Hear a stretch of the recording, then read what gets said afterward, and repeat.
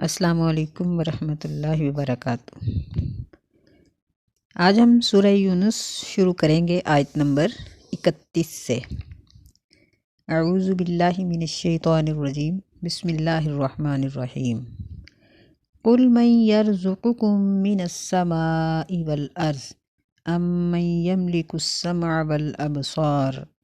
ومن یخرج الحی من المیت ویخرج المیت من الحی۔ کہہ دیجئے من یرزقکم، کون ہے جو تمہیں رزق دیتا ہے آسمانوں سے اور زمین سے، اور کون ہے جو مالک ہے تمہارے کانوں کا اور آنکھوں کا، اور کون ہے یخرج الحی من المیت، جو زندہ کو مردہ سے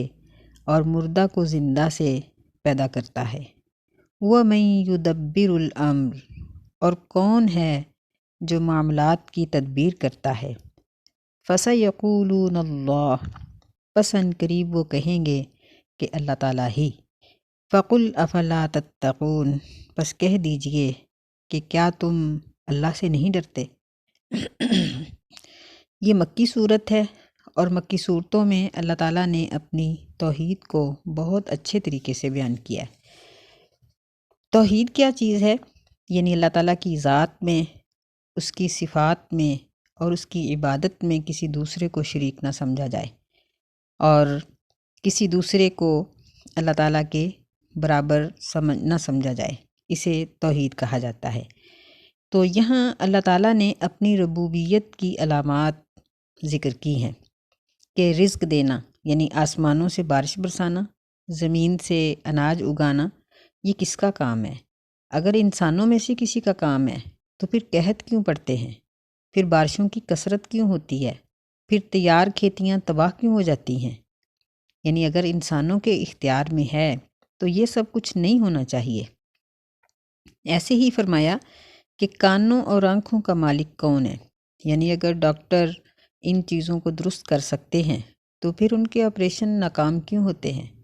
جو لوگ پیدائشی طور پر نابینے ہیں وہ ایسا کیوں ہوتا ہے؟ اور جن کی آنکھیں اور کان ضائع ہو جاتے ہیں وہ کیوں ہوتے ہیں؟ یہ سب چیزیں اس بات کو ظاہر کرتی ہیں کہ ان کا مالک ایک ہی ہے۔ پھر انڈے سے چوزا زندہ، اور زندہ مرغی سے انڈا جو مردہ ہوتا ہے، یہ کون پیدا کرتا ہے؟ اسی طرح ہر انسان کی تخلیق، یعنی درختوں کی بھی، نباتات کی بھی، کہ درخت کا جو پھل ہے، درخت زندہ ہے، پھل زندہ نہیں ہے، اور پھر اس کی گٹھلی زندہ نہیں ہے، لیکن اس میں سے جو پودا نکلتا ہے وہ زندہ ہے۔ کائنات کی ہر چیز کی تخلیق کی مثال ایسے ہی ہے۔ تو فرمایا کہ وَمَن يُدَبِّرُ الْأَمْرَ، یعنی تم لوگ پروگرام بناتے ہو لیکن ان کو پورا نہیں کر پاتے، تو کون ہے جو تمہارے پروگراموں کو اور کائنات کے پروگراموں کو تخلیق دیتا ہے؟ فرمایا کہ عنقریب وہ کہیں گے کہ اللہ، یعنی اس سے معلوم ہوتا ہے کہ مشرکین اللہ تعالیٰ کی ذات میں شرک کم کرتے تھے، صفات میں شرک زیادہ تھا، کہ وہ اللہ کی صفات دوسروں میں ذکر کرتے تھے۔ مثلاً کوئی پیدا کر سکتا ہے، کوئی رزق دے سکتا ہے، کوئی خوشی دینے والا معبود ہے، کوئی غم دینے والا ہے، کوئی دشمن سے لڑائی کے دوران فتح دینے والا ہے۔ صفات میں اور عبادت میں ان کا شرک زیادہ تھا، اور اللہ کی ذات میں جب وہ کسی انتہائی مصیبت میں پھنستے تو پھر وہ اللہ ہی کو اپنا معبود سمجھتے تھے۔ فَذَلِكُمُ اللَّهُ رَبُّكُمُ الْحَقُّ، پس یہ ہے تمہارا اللہ، تمہارا رب سچا ہے۔ فَمَاذَا بَعْدَ الْحَقِّ إِلَّا الضَّلَالُ، پس نہیں ہے حق کے بعد کوئی بھی چیز مگر گمراہی۔ یعنی جب تم اللہ کو اپنا معبود سمجھتے ہو اور سمجھتے ہو کہ وہ سب سے بڑا ہے اور خالق و مالک وہی ہے، تو پھر حق کو چھوڑ کر جب کسی دوسرے رستے پر چلو گے تو وہ باطل ہی ہوگا۔ فَأَنَّا تُصْرَفُونَ، پس تم کہاں پھیرے جا رہے ہو؟ یہ تصرفون یہ مجہول کا صیغہ ہے،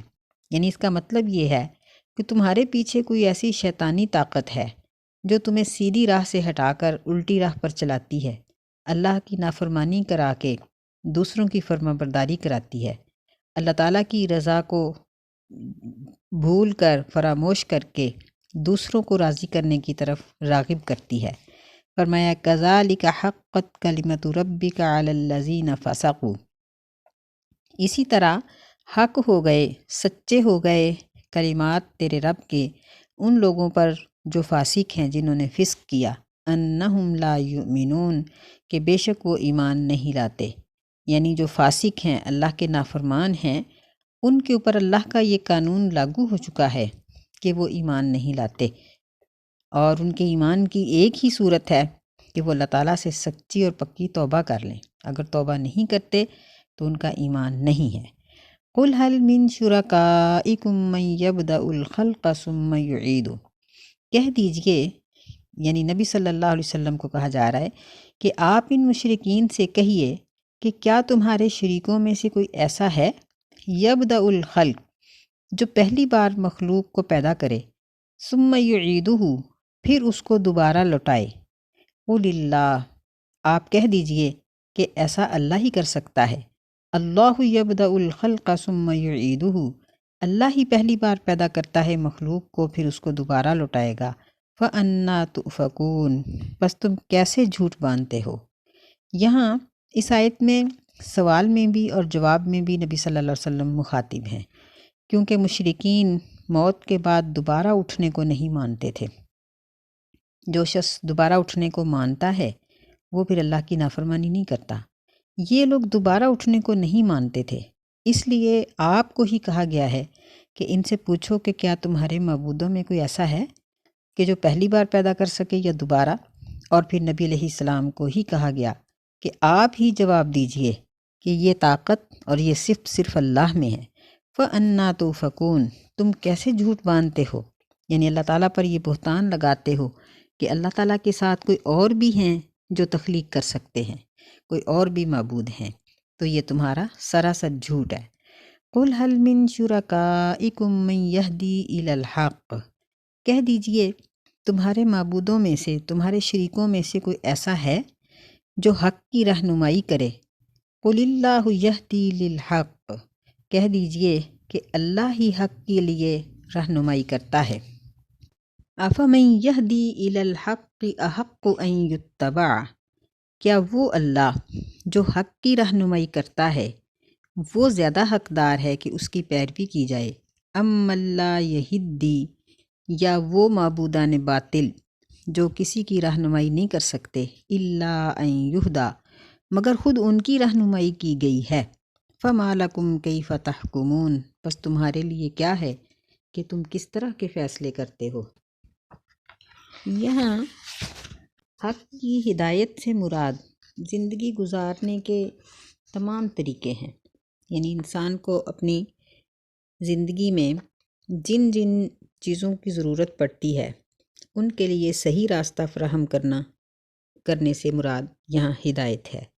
جس سے انسان کو اپنی زندگی کے تمام شعبہ جات میں مدد مل سکے، مثلاً تہذیب، اخلاق، تمدن، معاشرت، حکومت، سیاست، معرفت،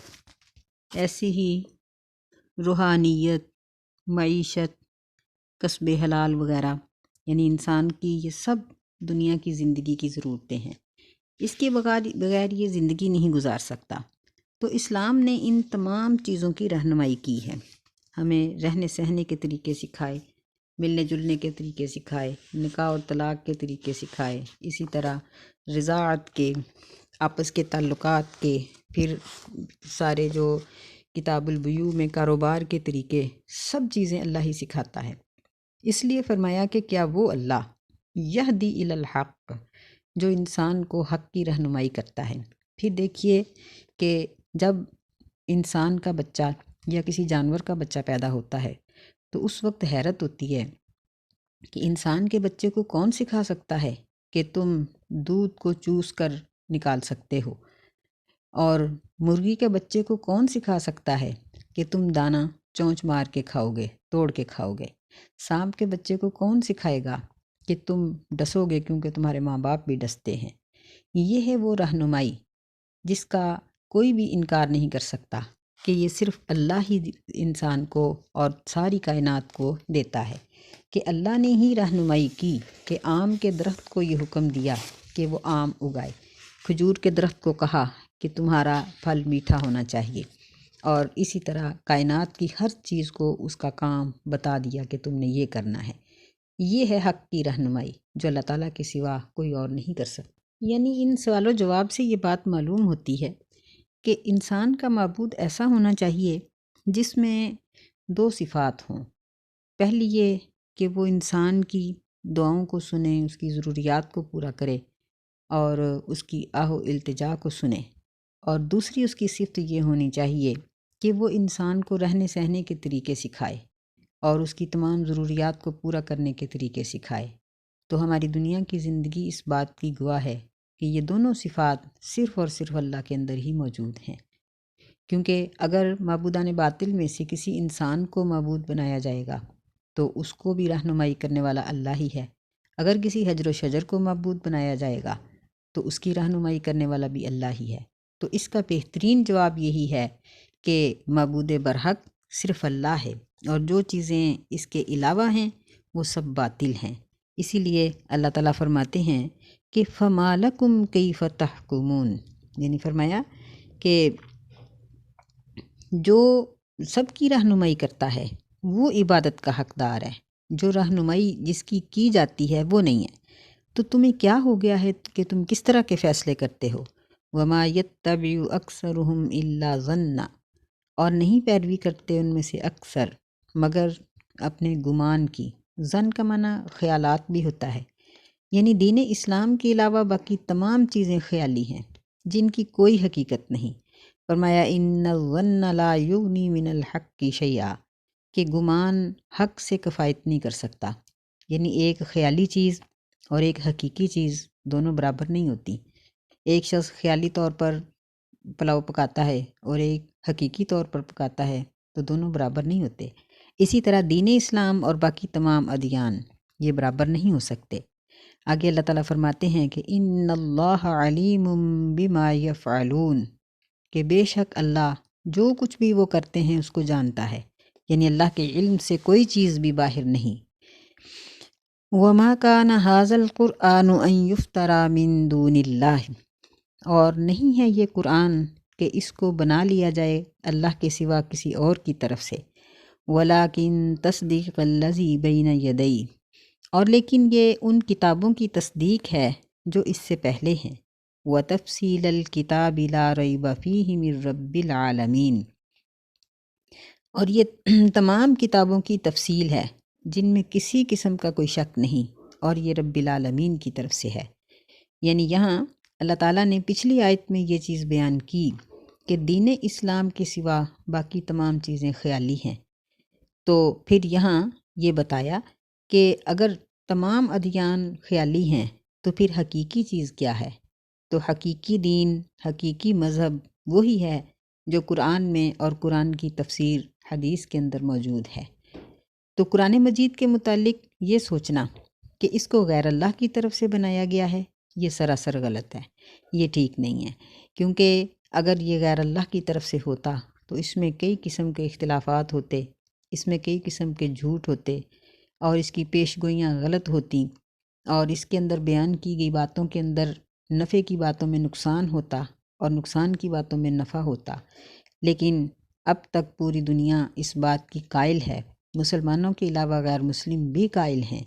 کہ قرآن مجید کا ہر حکم اپنی جگہ پر بالکل صحیح ہے۔ تو قرآن کی پہلی صفت یہ ہے کہ یہ غیر اللہ کی طرف سے نہیں بلکہ اللہ کی طرف سے ہے۔ دوسری صفت یہ ہے کہ یہ پہلی تمام کتابوں کی تصدیق ہے۔ جب اس کو تصدیق کہا جاتا ہے تو پھر اہل کتاب اس بات پر اعتراض کرتے ہیں کہ اگر یہ پہلی کتابوں کی تصدیق ہے تو پھر وہ کتابیں کافی کیوں نہیں تھیں، اس کی کیا ضرورت تھی؟ تو اس کا جواب یہ ہے کہ پہلی کتابوں کے متن موجود نہیں، ان کی تو زبان ہی ختم ہو گئی۔ وہ جن زبانوں میں اتری ہیں ان زبانوں کا پتہ ہی نہیں کہ وہ کون سی ہیں، اور یہ جو موجودہ تورات، زبور، انجیل ہیں یہ تو اپنی خود من گھڑت بنائی ہوئی ہیں یا سنی سنائی چیزیں ہیں، ان میں اصل تعلیم تو تقریباً نہ ہونے کے برابر ہے۔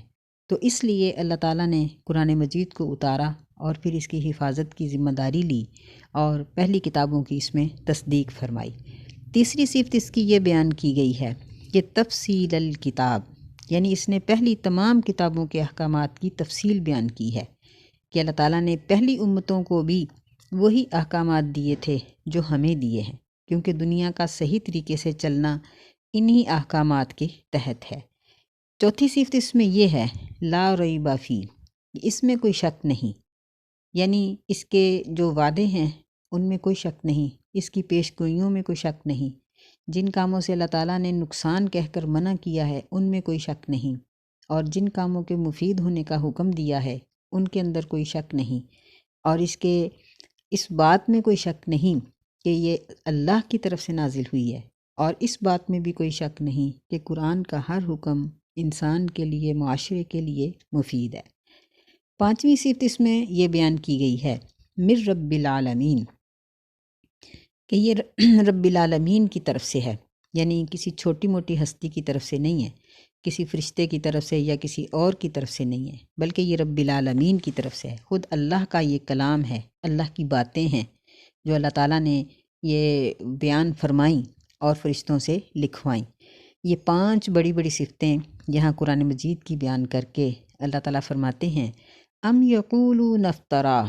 کیا وہ کہتے ہیں کہ نبی علیہ السلام نے اس کو خود بنا لیا ہے، قل فأتوا بصورت مثلی، کہہ دیجئے کہ پس لے آؤ تم کوئی صورت اس طرح کی بنا کر، وادعوا شہداءکم، اور تم اپنے گواہوں کو بلا لو، وادعوا من استطعتم من دون اللہ ان کنتم صادقین، اور تم بلا لو جن کو تم اللہ کے سوا بلانے کی طاقت رکھتے ہو اگر تم سچ بولنے والے ہو۔ تو یہ چیلنج یہاں صرف نہیں ہے بلکہ اللہ تعالیٰ نے کئی جگہوں پر کیا، 10 صورتوں کے بارے میں بھی، ایک صورت کے بارے میں بھی، قرآن کی مثل بنانے کے لیے بھی، لیکن وہ لوگ کسی طرح سے بھی اس کی مثل نہ لا سکے اور ہر چیلنج میں وہ لوگ ناکام ہوئے۔ قرآن مجید میں جہاں جہاں بھی اس بات کا چیلنج کیا گیا ہے کہ تم لوگ اس طرح کی کوئی کتاب بنا کر لا سکتے ہو تو لے آؤ، تو ان کے انکار کی وجہ یہ نہیں ہے کہ وہ لوگ عربی نہیں جانتے تھے، وہ عربی بھرپور طریقے سے جانتے تھے، لیکن مطلب یہ ہے قرآن مجید ایک قانون کی کتاب ہے، انسان کی رہنمائی کے لیے تمام اصولوں پر مبنی کتاب ہے، اور یہ ایک ایسی کتاب ہے جس میں نہ کوئی چیز ایسی زیادہ ہے کہ جس کو عمل میں لانے کی ضرورت نہیں، نہ ہی اس میں کوئی ایسی چیز کم ہے کہ جو کوئی دوسرا شخص لکھ کر اس کو پورا کر دیتا۔ تو جب یہ ہر لحاظ سے مکمل ہے تو پھر اس کی مثل کوئی دوسرا کس طرح سے بنا سکتا ہے کہ اس میں اللہ تعالیٰ نے انسان کی ہر طرح کی رہنمائی کی ہے، اور اس میں نہ کمی رکھی ہے نہ اس میں زیادتی ہے۔ اس لیے اللہ تعالیٰ بار بار اس بات کا چیلنج کرتے ہیں کہ تم اس طرح کا کوئی اصول، کوئی قانون بنا سکتے ہو تو بنا لو۔ آگے فرمایا کہ بل کذبوا بما لم یحیطوا بعلمہ، کہ بلکہ انہوں نے جھٹلا دیا ایک ایسی چیز کو جس کو وہ اپنے علم کے ساتھ سمجھ نہیں سکے، یحیطوا یعنی اس کا احاطہ نہیں کر سکے، اس کو سمجھ نہیں سکے، وَلَمَّا يَأْتِهِمْ تَأْوِيلُ، اور ابھی تو ان کے پاس اس کی تعویل آئی ہی نہیں، كَذَلِكَ كَذَّبَ الَّذِينَ مِن قَبْلِهِمْ، اسی طرح ان لوگوں نے جھٹلا دیا جو ان سے پہلے تھے، فَانظُرْ كَيْفَ كَانَ عَاقِبَةُ الظَّالِمِينَ، بس دیکھو کہ ان ظالموں کا انجام کیا ہوا، وَمِنْهُمْ مَنْ يُؤْمِنُ بِهِ وَمِنْهُمْ مَنْ لَا يُؤْمِنُ بِهِ، بعض ان میں سے ایسے ہیں جو اس پر ایمان لے آتے ہیں اور بعض ان میں سے ایسے ہیں جو ایمان نہیں لاتے، وَرَبُّكَ أَعْلَمُ بِالْمُفْسِدِينَ، اور تیرا رب فساد کرنے والوں کو خوب اچھی طرح سے جانتا ہے۔ اس میں اللہ تعالیٰ نے جھٹلانے والوں کے بارے میں فرمایا کہ ابھی تو ان کے پاس اس کی تعویل نہیں آئی۔ تو تعویل کیا چیز ہے؟ تعویل سے مراد کسی دی ہوئی خبر کے واقعہ ہونے کے بارے میں ہوتا ہے کہ جس بات کی خبر دی گئی ہے اس کا وقت آ جائے لیکن وہ چیز واقعہ نہ ہو تو اس سے اس کا جھوٹ ثابت ہو جائے گا کہ یہ کتاب، اس میں جو کچھ کہا گیا ہے یہ سب جھوٹ ہے، یہ ٹھیک نہیں ہے۔ اور اللہ تعالیٰ نے قرآن مجید میں جن چیزوں کی خبر دی ہے، جب وہ وقت آتا ہے تو اس کے وقت پر وہ چیز جب ظاہر ہو جاتی ہے تو تمام لوگ اس بات کو سمجھ لیتے ہیں کہ یہ چیز اللہ تعالیٰ نے قرآن مجید میں بیان کی تھی اور یہ اب واقعہ ہو گئی ہے۔ یہ بات علیحدہ ہے کہ ہم لوگ بعض اوقات آیات کو یا بعض دوسری چیزوں کو سمجھ نہیں سکتے اور بعض لوگ اس کو سمجھ لیتے ہیں۔ جس طرح اس کی مثال دی جا سکتی ہے کہ جب نبی صلی اللہ علیہ وسلم کی رحلت ہوئی تو آپ کی وفات پر سیدنا عمر رضی اللہ تعالیٰ عنہ جیسے لوگ جو تھے یہ بھی پریشان ہو گئے، لیکن جب سیدنا ابو بکر رضی اللہ تعالیٰ عنہ تشریف لائے تو انہوں نے آ کر لوگوں کو خاموش کروایا اور یہ آیت پڑھی، وما محمد الا رسول قد خلت من قبلہ الرسل افإن مات او قتل انقلبتم علی اعقابکم۔ تو سیدنا عمر رضی اللہ تعالیٰ عنہ کہنے لگے کہ مجھے یوں لگا کہ جس طرح یہ آیت اب اتری ہے، یعنی وہ واقعہ کے عین مطابق تھی، حالانکہ یہ آیت نبی صلی اللہ علیہ وسلم کی زندگی میں اتری تھی۔ اسی طرح بے شمار آیات قرآن مجید کی ایسی ہیں کہ جب وہ واقعہ رونما ہوتا ہے تو آج بھی اگر ان آیات کو پڑھا جائے، مثلا سورہ توبہ کی بے شمار آیتیں ایسی ہیں جو یہود و نصارہ کے بارے میں اتری ہیں، اور آج کل مسلمانوں کے ساتھ یہود و نصارہ کا، امریکہ اور اسرائیل کا جو تعلق ہے، اگر ہم ان آیات کو پڑھیں تو وہ بالکل یوں محسوس ہوتا ہے کہ یہ آیات اب اتری ہیں۔ اسی لیے اللہ تعالیٰ نے اس کے پڑھنے والوں کو مخاطب کرتے ہوئے کہا کہ وَلَمَّا يَأْتِهِمْ تَأْوِيلُهُ، ابھی تو اس کی تعویل کا وقت نہیں آیا، تو تم اس کو اس کے وقت سے پہلے کیوں جھٹلاتے ہو اور ایمان نہ لانے والوں کو مفسدین قرار دیا، کیونکہ جو شخص اللہ کے حکم پر ایمان نہیں لاتا اور اس کو نافذ نہیں کرتا، وہ اللہ تعالیٰ کے قانون کی خلاف ورزی کر کے وہ اللہ کی زمین پر ایک طرح کا بگاڑ پیدا کر دیتا ہے۔ اس لیے ہر وہ شخص جو شریعت کے خلاف کرتا ہے کام، اللہ تعالیٰ کی نظر میں، اس کی نگاہ میں وہ فساد کرنے والا ہے۔ اللہ ہمیں ایسے کبھی اعمال سے بچنے کی توفیق عطا فرمائے، آمین۔ السلام علیکم ورحمۃ اللہ وبرکاتہ۔